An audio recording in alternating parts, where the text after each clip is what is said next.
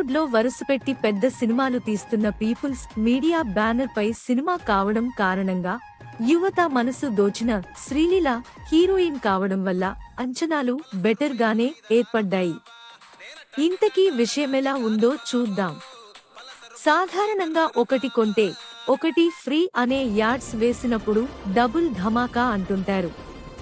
ఇక్కడ టైటిల్లో ధమాకా మాత్రమే ఉంచి డబుల్ అనే పదాన్ని క్యాప్షన్లో పెట్టారు. పోస్టర్లో ఇద్దరు రవితేజల్ని చూపించి ఇది డబులాక్షన్ సినిమా అని ముందే సిగ్నల్ ఇచ్చారు. అయితే ఇది సాదా సీదా డబులాక్షన్ సినిమా కాకూడదని, కొత్తదనం చూపించాలని కథకులు బాగా కష్టపడ్డారు.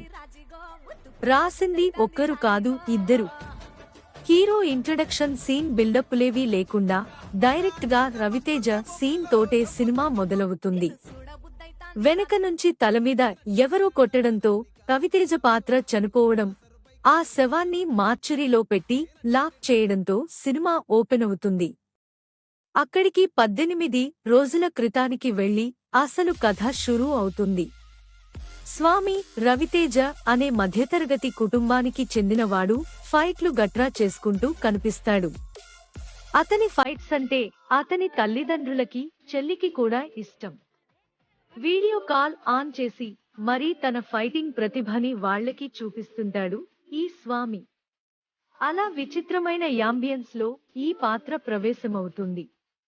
అలాగే మరో పక్క ఆనంద చక్రవర్తి రవితేజ తన తండ్రి కంపెనీకి కాబోయే సీఈఓ. చాలా బాధ్యతాయుతంగా ఉంటాడు. చార్టర్డ్ విమానాలు, రేంజ్ రోవర్ కార్లు ఇది అతని జీవనశైలి.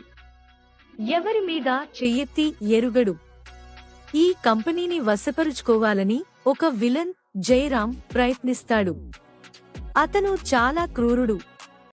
నచ్చని వాళ్లని గొంతులో కత్తి దింపి చంపేస్తుంటాడు.